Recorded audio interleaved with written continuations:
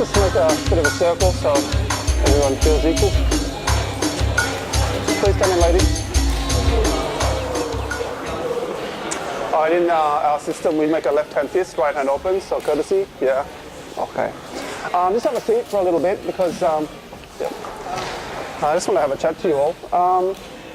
You can sit down, you can make yourself comfortable. I want to talk to you a little about Wing Chun. It's quite a conceptions about Wing Chun are all over the show. Most people think Wing Chun is only a close-range fighting system, which is a big misconception. Wing Chun fights and works in all stages of combat. Okay. Wing Chun is a principle-based system. Principle being a set of rules or guidelines. We have a handful of these principles that we can apply to any self-defense situation. Rather than trying to memorize lots and lots of techniques, which we obviously train, techniques, it's not the main emphasis. The main emphasis is like looking at the blueprint before you build the physical structure. I'm only going to go through maybe 2 or 3, 4 principles. That way you can get a sense of how the system works. The first I'm going to talk about is the guard of Wing Chun. The guard of Wing Chun can be related to maybe sword fighting or Queen 3 rules. Queen 3 rules is the boxing rules of boxing. Before boxing rules, it was prize fighting or London prize fighting. Very different game. You would have seen old photos of old prize fighters, heads back, vertical fist pose.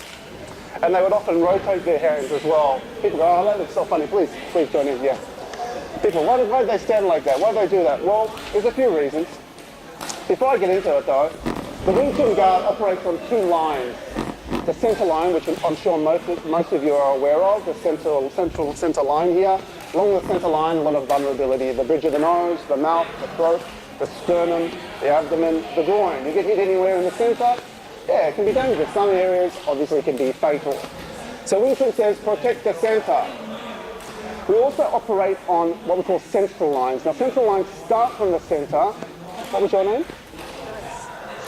Caress. Caress. If my center line is facing Caress, my center lines start from the center but go off towards Mark and towards you. These are central lines. Now similar to sword fighting, when a sword fighter would draw the sword, it doesn't really matter what discipline. If it's two-handed, they need to put that sword directly in the center and point it directly at their opponent. If it was fencing or other type of sword fighting, they would turn the body to minimize the target area and put the weapon still not in the center line but on the central line. This is more similar to Wing Chun guard. Wing Chun guard, we place the leading hand, what we call the Lan Sao, in the central line position, and my center line comes closer to in the center line. It also doesn't stay stationary. It is in a constant flux, similar to the old Queen 3 rules boxers. Why? Why did they hold their hands like that? Does anyone have any ideas? Protect their head, protect their body. Yeah, but most martial arts will argue that's why they put their guards the way they put them.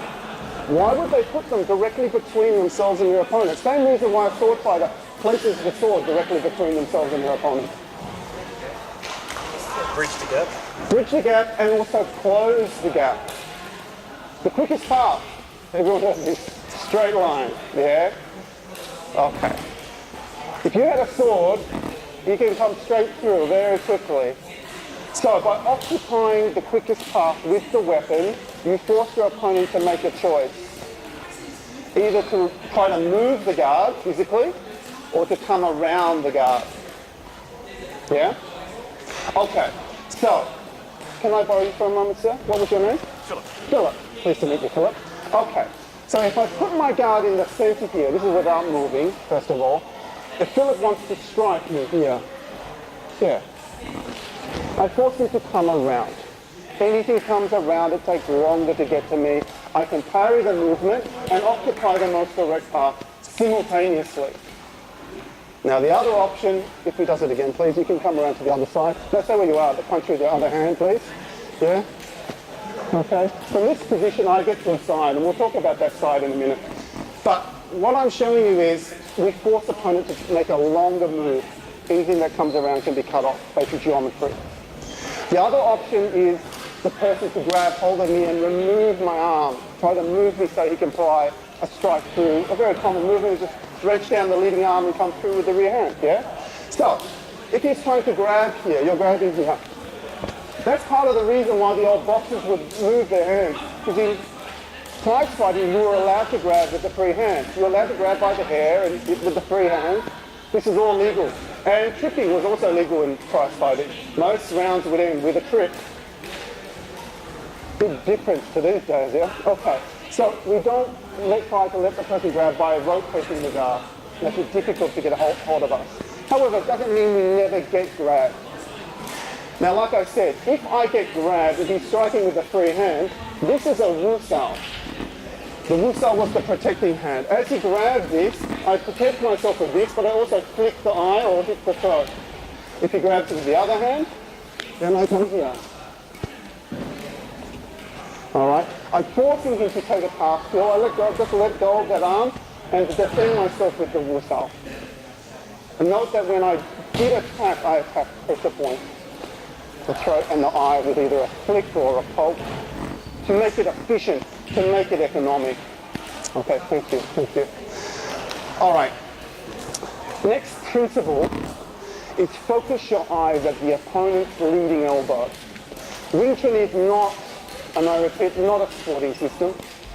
Even though you may go to competitions and see some Wing Chun guys competing, it doesn't translate well. Because most of the techniques that we use are the techniques that are deemed illegal in most competitions. Kicking to the groin, flicking to the eye, hitting the throat, all these things are really what we're trying to do for real practical self-defense. Now, if you are attacked on the street, well, it doesn't start with just someone running out of the blue and bumping you for no reason. It's very rare that an attack will occur like that. Generally, there is an argument or a disagreement that will escalate into a physical confrontation. Now, 80% of all real attacks unfortunately happen from people that you already know. Friends, family, work colleagues, your boss, I don't know.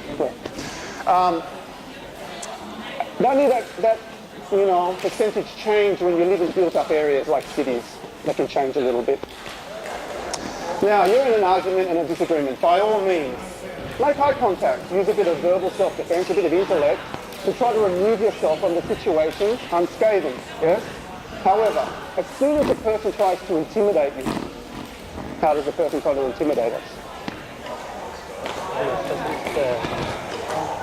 Reaching the bubble. Not my personal bubble, yeah. Look, verbal intimidation, physical intimidation. Verbally, they might start yelling, swearing, verbally threatening you. Physically, yeah, pop the personal bubble. I don't like the look of your beard and whatever. Posturing, coming towards you, making a menacing look with their eyes. Psycho look, I don't know. Look, it doesn't matter if it's verbal intimidation or physical intimidation. Do not make eye contact any longer. The eyes are, we're taught to look at the eyes when someone's talking to us as children, look at your teacher when she talks to you or whatever it is. However, it's not a personal situation anymore. This person is intimidating and threatening you. We're now not dealing it as a personal matter. We're looking at a mechanical or machine in front of us. Yes? Okay. Now, The eyes, like I said, cannot physically hurt you. The first physical threat to you is the closest hand. The hand that can potentially grab you or hit you. This is your closest threat. However, you do not look at the hand because the hand is quicker than the eye. You know this. You see an illusionist, a magician, he pulls all sorts of things out of your ear. How does he do it? The hand's quicker. But if I demonstrate, and I just do it quite slowly, if you look at the tip of my hand, it's quite blurry. Now, the closer I get to you, that hand becomes even less easier and less tangible. But the elbow is quite stationary. This is because it's the fulcrum. Now, I'm going to do this from a few different positions. Watch my elbow. This is just a basic corkscrew jab. I'm not going to do footwork with it. If you watch my elbow, this type of punch, my elbow is moving 2.5 times slower than my fist. If I do a leading hook, watch the elbow, it travels back before it comes forward. Alright, it should travel back before it comes forward. It should travel back. Moves 4 times slower than my fist. If I punch from my rear hand, my leading elbow still has to retract. It still has to retract. This point tells you that the rear side, anything from the rear side, is going to come.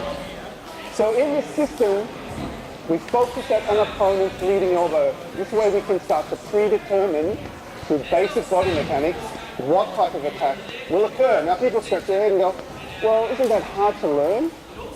Yeah, well, it is quite hard. It's not easy. You know, people moving around, moving their elbows, all sorts of things. But there's only so much a human body can do. It is a machine governed by certain principles. Arms don't bend backwards.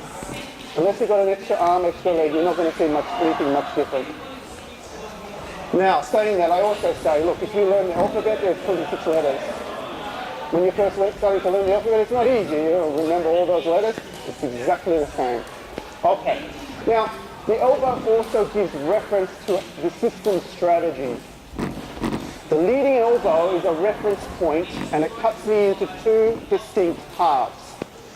Inside the leading elbow, where my rear hand is and my rear leg, and outside the leading elbow, what we call the blind side. Now, open side, blind side. Same again, open side, danger, blind side, safety. Okay. Now, Mark, can I grab you? Because you've talked through this before. All right. If Mark is in my open side and faces me, just turn it face me, turn it face me. And we put our hands like this. Let's just make it even. Make it even, everyone? Anyone? Yes, yes, no? I'll explain why it doesn't. Because before earlier I said this is a system of self-defense. If you get attacked on the street, if any one of us gets attacked on the street, it's very unlikely that the person attacking us is going to be smaller and weaker than us. Very, very rare. Give me your money. It's not going to happen. Look, it can happen, and there's only a few examples. They're armed, they have a weapon, it's a multiple attack, there's a group of them, or they have drugs or alcohol in their system, or they've got a mental disorder. Really, this is the only time someone physically smaller and weaker than you is going to be prepared to attack you. So we should really assume our opponent is going to have some type of physical advantage. Height, strength, reach, weight, athleticism. Remember, they don't want to fight you. Understand there is a big differentiation between fight and attack. In a fight, I'm going to have a fight with this guy. I'm going to train for 2 weeks or something. I'm going to get my uniform pressed. I'm going to go to the school or the arena. I'm going to get into the referee's going to go, fight. I can fight now. I'm prepared. An attack is a totally different game. An attack is, I prepared, I got my uniform pressed, I walked in the door, he jumped out from behind the door and hit me in the head.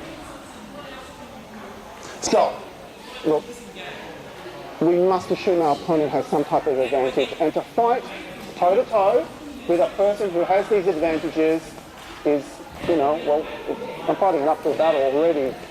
It's no good. However, if Mark moves to my blind side, now Mark knows he's on my blind side when his centre line lines up to both my shoulders parallel. So just move around a bit more, Mark. Yeah, keep going, sorry. Yeah, excuse me, just turn now. Yeah. So this center lines up with these 2 points. Yeah, just come around here a little bit more. Same thing happens. I just want to show you all from all different positions. When he's here, this is the blind side. So automatically, I'm feeling quite nervous that he's sort of almost on my side here. I don't like it. So, the first advantage Mark has from this position is he can use both his hands and both his legs. Now, when he was here, I could use both my hands and both my legs, but I don't have that opportunity anymore.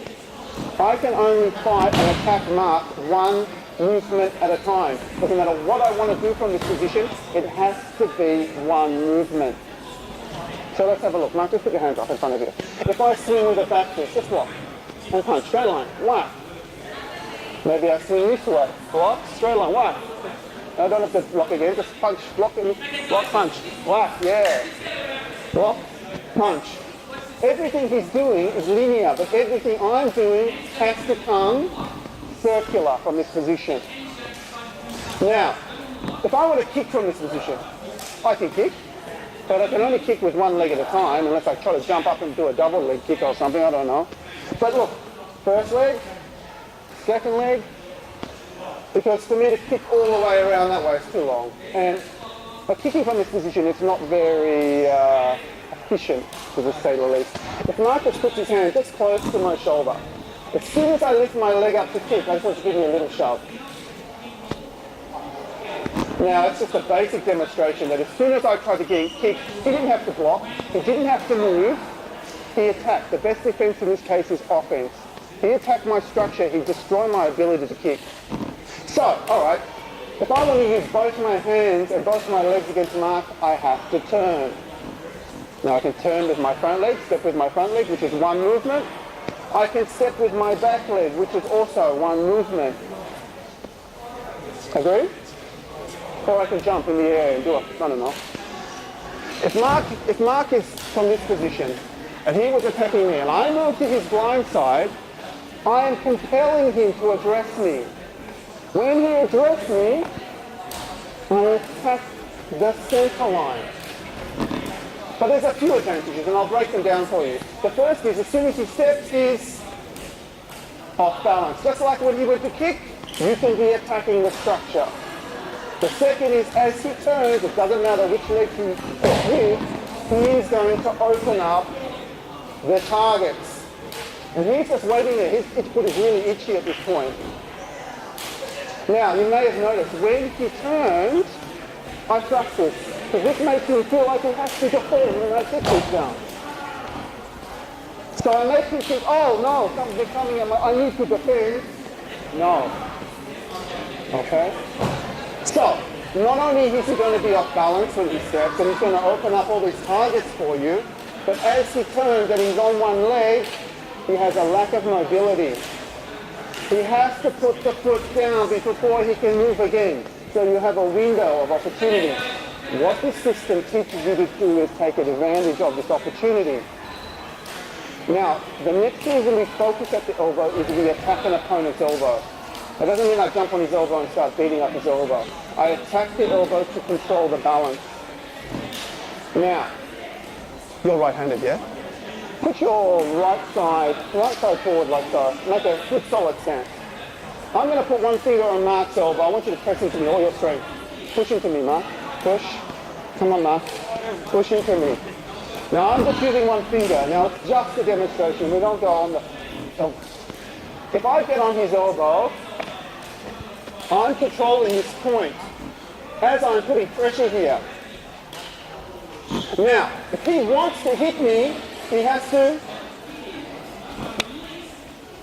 turn. If I can control Mark's elbow with one finger, with both his feet on the ground, as soon as he steps, he's going into one leg. Now understand, I just hit his elbow. I didn't hit him. When you hit someone, it affects their balance. Yeah, they're going to be affected as well when you strike them. Now, I control this, but not with my thumb. So, I'm holding you here, yeah? But I'm not pulling on you. Now, you step away. Well, you step away. I anchor that point because when I hit him, I don't want to lose him. I want to make sure he stays there. Okay. Thank you, Mark. Thank you. All right. The last principle we're going to address today is to not fight force with force. Do not fight an opponent's strength directly because of the same reasons I mentioned before. They're bigger, they're stronger, they have longer reach, all these things. However, we're all born with this instinct to resist force directly. Sorry, I forgot your name. Correct, can I borrow you for a moment, please? What are you going to do? I'm going to throw you over. No, I'm not. Look, if I was a stranger to Caress and I came over to her and I grabbed her by the wrist and I said, come with me, your instinct is to? Oh, resist. Yeah, of course. Yeah, that's right, whack. Or stab. As soon as she begins, then worse if she tries to hang on to this. Then I'm just going to stab. It only takes me a second. Now remember, I'm over there and I've already targeted her as my victim. She has no idea what's about to happen. I've already got my plan. As soon as she resists, I'm going to give it to her. So as soon as her instinct takes hold and to resist, that's when my plan goes into action to nullify her. If you put your hand up in front of you, and I push it towards you, your instinct immediately is to press back towards me. That is our most natural reflex, is to resist. When I pull, she resists. When I push, she push back. In Wing Chun, to a certain degree, you have to unlearn this. Now, let's go back to the first initial position. This is the hand that threatens you. Oh. This one. I don't want you to pull away, and I don't want you to come rushing in. As I start pulling you, I want you to start making a couple of pot-like steps to the blind side. So come with me, go. Yeah, stop, good. Now, she hasn't resisted my pull, but she's come with me and being relaxed here. Now come back again for a second. Try to pull me off balance. Now I'm quite strong laterally like this, but as soon as she moves to this position, now just stop there. Now make a strong, put one foot back a little bit, that's it, perfect. Just pull your elbow back lightly. Immediately she takes me through my center now. Now put your free hand in the center, on your center. Now what's the first thing I'm going to do? I'm going to look, I'm going to engage her with my eye. Now, attack pressure points. In this system, we attack pressure points to make our striking more efficient.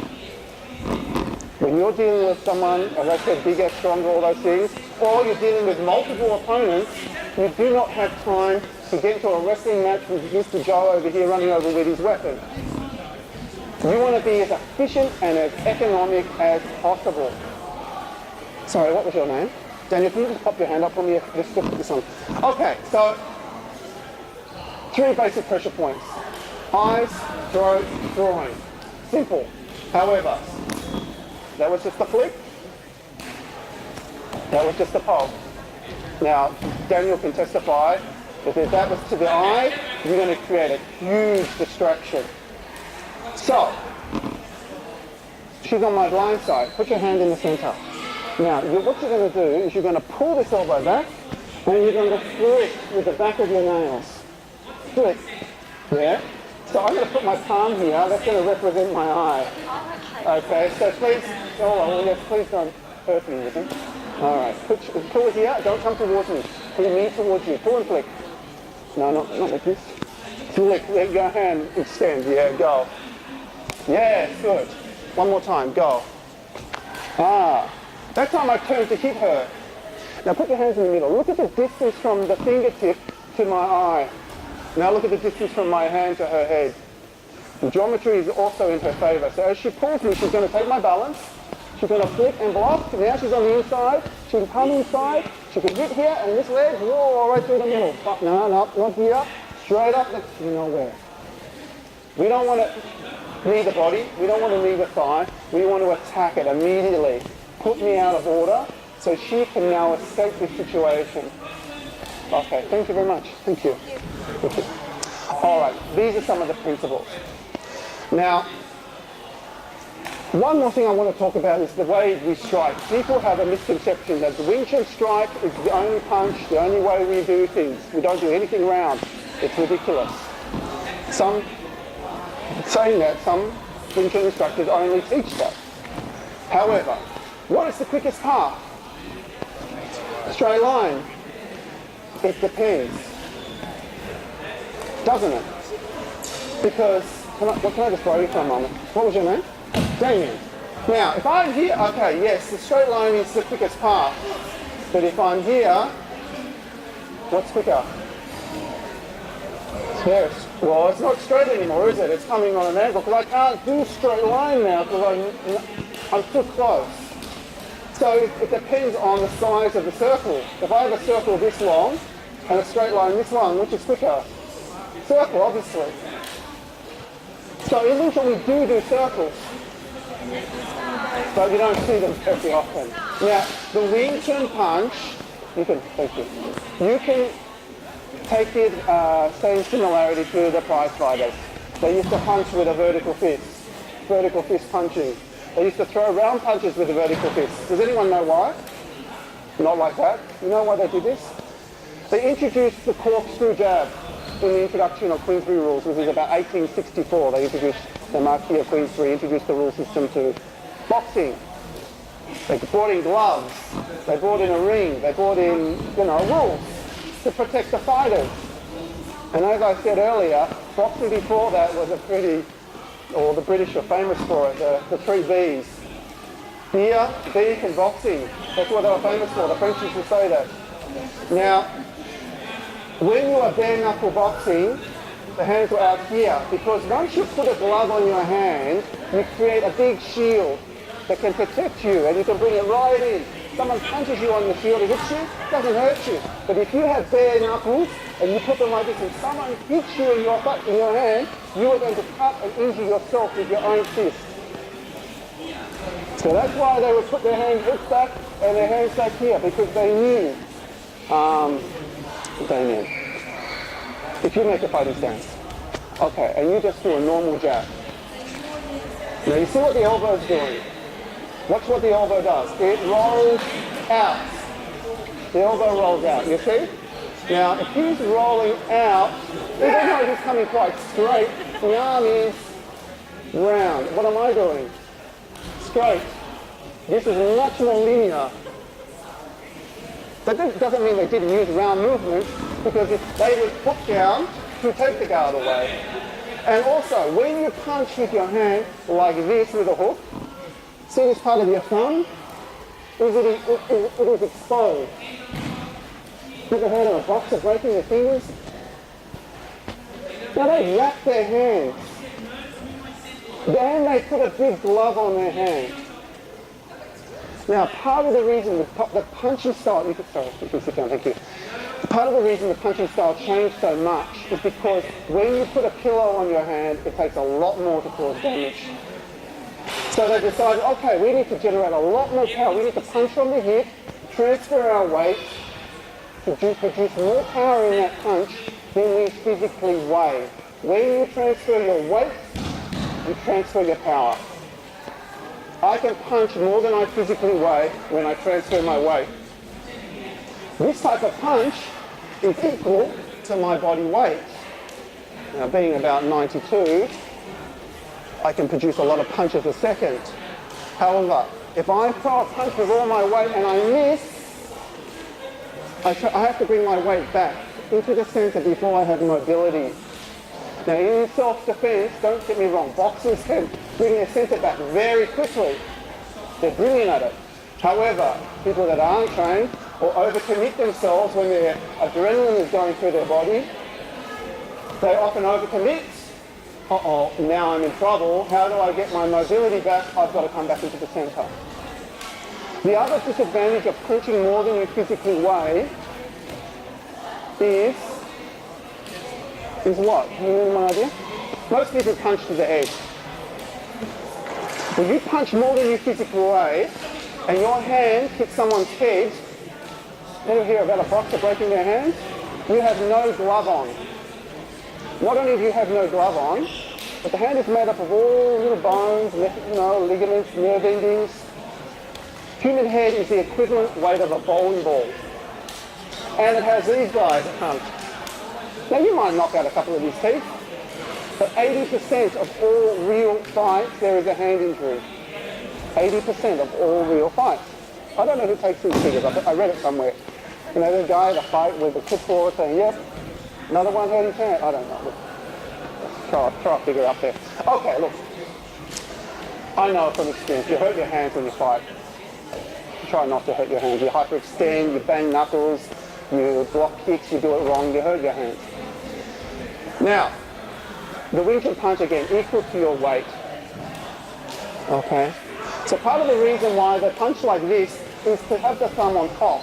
So when they threw that hook and someone's covered up or they blocked or whatever, this thumb and this part of your hand, like you can make a fist and you can tap your finger on that part of it. There's a nerve that runs through the thumb. Most of you will know about this because you would have banged it a few times in your training. Yeah? You feel it? Yeah? You want me to come over? Yeah. Look. So by punching with the thumb up, it protected the thumb. And you can stay down there. But when I throw a punch and he covers up, and look, my eye sends a message to the target, or I said to my arm, excuse me, sends a message to my arm that I want to hit that target.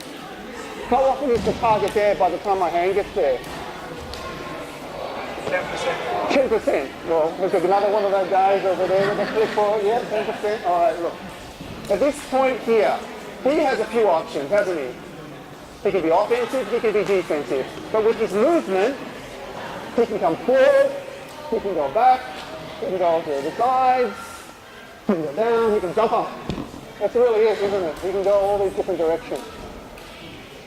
Now, if I went to hit him and he moved in, what happens to my punch? It comes around. And where is it hitting people at the back there? Let's turn around. There, back of the head. See what my thumb does? It comes swinging around and hits him on the back of the head. Injury straight away to the thumb. Anyone ever done this? When I put my hand up like this, you see what happens now? Just turn around. A lot safer for my thumb and my hand. And I can grab his hair as well. And then the Queen's rules. Because I used to grab by the hair and it was quick. Thank you. Alright. Alright, so understand the Wing Chun punch, the elbow comes in. The elbow comes in. So it's inside your frame. Why is it inside my frame? What was your name? Charles. Can I borrow it for a minute, Charles? Charles, I want you to just put your arm like that. Yes, your right hand. Good, good, strong. Make a strong fist. Now what I'm just going to do is I'm going to slap against your hand. I want to show you the result through the body. Now, do it again. Hold it there. Make it stronger this time. You see the elbow swing back, and if it's quite strong, it also makes his body move a little bit. This is akin to him throwing the punch and the guy moving into it and him getting cut off with his punch. Now, one more time. Let's do it one more time. Now, bring your elbow in. Bring your elbow in. Hold it there. Hold it there. Hold it there. Feel a bit better? Yeah, that's stronger. Why is it stronger? When the elbow is out, the elbow has nothing to support it. So when force comes into it, it makes the whole body taut. But when the elbow comes in, it is now supported by his body and his legs. That's right. Now, I'm going to do another test. I'm going to get you to put that right in my chest. And I'm going to be in a very weak position. Now, very slowly, this is your right hand. You right-handed? Left-handed. Okay, doesn't matter. You want to use your right hand? I want to use my okay. All right, okay. What I want you to do, I want you to change your stance. So use your right hand. Your left hand. You put that, change your stance. So it's your rear hand. Okay. Now, what I want you to do is I want you to start pushing me over slowly because I want you to take into account where your leverage and your power is going to come from. So slowly start pushing me. Where's the power come from? Probably the body, I think. Think about it again. Do it slowly and think about the muscle groups in your body it's going to activate. The legs, I think. Yeah, okay. First of all, leverage comes from the ground. The kinetic energy come up from the ground, then it hits his hip. His right hip in particular, because that's the arm that's doing all the work. Then you feel a little bit here as well. In the shoulder, pushing out. Okay. Now, bring this hand in. Push. Does it feel a little bit easier? A lot easier. For the same reason. He's structurally sound now with that punch. It is not with the elbow out. Now, again, what would be the disadvantage of this type of punch? Well, it is a bit softer, but remember, the softness is comparable to my body weight. Just stand there for a moment. When I don't swing more than my body weight, I don't lose my balance. So just stand still, please, and put your hand down. Just there, please don't move. When I do a punch like this, I can produce a lot of punches a second. Now, put together. The first opportunity he's going to have is he's going to block, isn't he? Now, block my hand. Block my hand, yeah?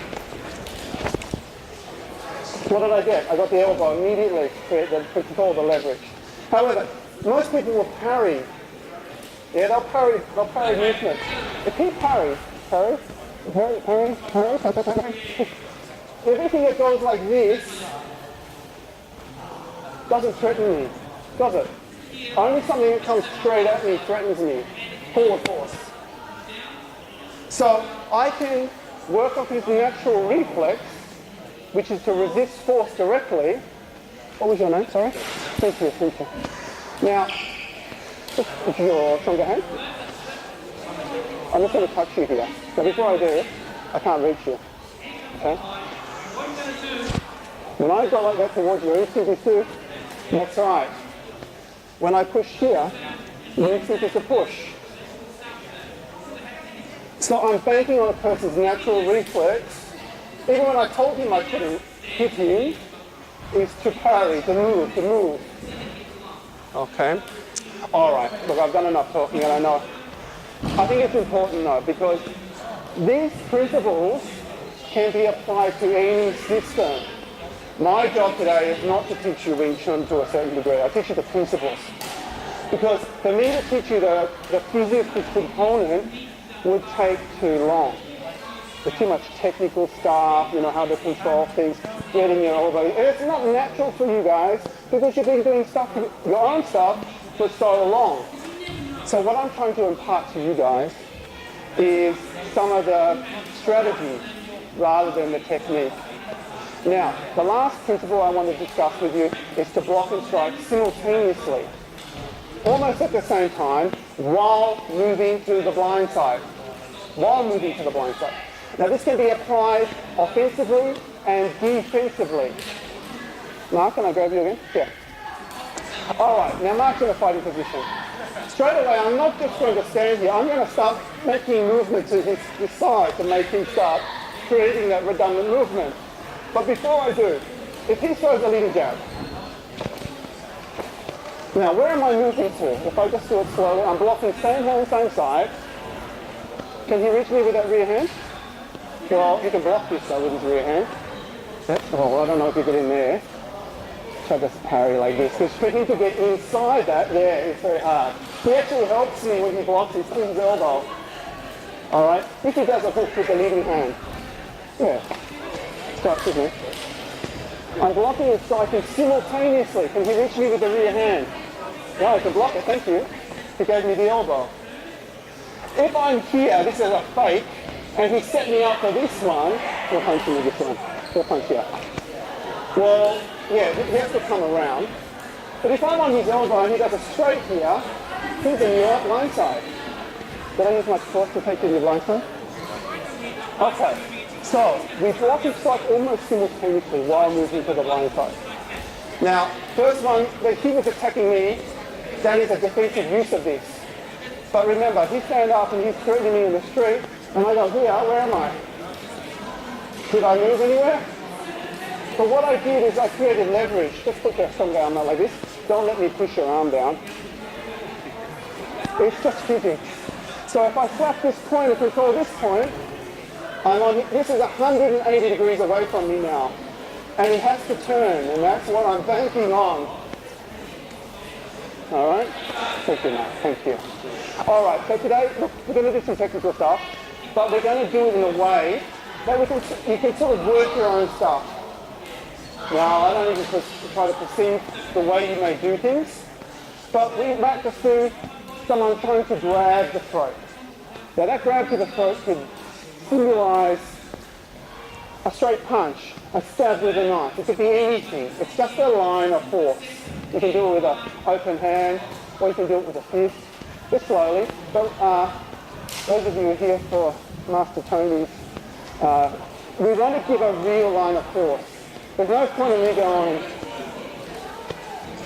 out here. You want to commit to a line which is going to go through your opponent, which means now I have to step off the line to create my position to the blind side. Now, grab your partners, grab a partner, introduce yourselves if you don't know. First thing you're going to do is you're going to put your hands in the center. Hands in the center. Where are you going to look? What are you going to look at? Leading elbow. Then you're going to block, same hand, same side, and you're going to attack a pressure point. So just a block and maybe a pop to the eye. All right, or to the crotch. Guys, let's stop for a second. Now, I want to enlighten you to a way of training, which I always get very hard with my students about. Sorry, what was your name? John. But John goes to a fighting position, and he does a punch here. Now, when I'm here, and I go bang, bang, bang, bang, I go, oh, that was great, and I turn off the machine, and I say, what do I do? I come back in front of him. Wrong. This is like turning off and on. 1 minute you're on, you're the crazy Wing Chun machine. Next minute you're back to, you're not worrying about the world. The same as Master Tony, you were saying, you turn your back on your opponent when he's got a stick, he's going to hit you. So what is the difference? Doing a great deal, getting all this work, and then switching off and coming right back in front of him, in front of all his weapons now. So when you drill with someone, this is something to think about in your own training, when you get to this position, ba, ba, ba. Okay, we start again? Please? Boom! Because now I'm just taking into account that moment when he turns. That's the money moment. That's the moment I want to take advantage of. So there's a few things you can look at. That's what you're going to turn with. Is it this one? Is it this one? Am I going to do something and attack the balance as he turns? Am I going to fake and attack the arms to control the balance or kick the groin? You can start now. You don't have to take advantage every time. Just acknowledge the moment when they turn. Because you want to get more for your time. Okay, thank you. So please keep going, have a go. Make a left hand fist, right hand open, so courtesy, yeah. Okay.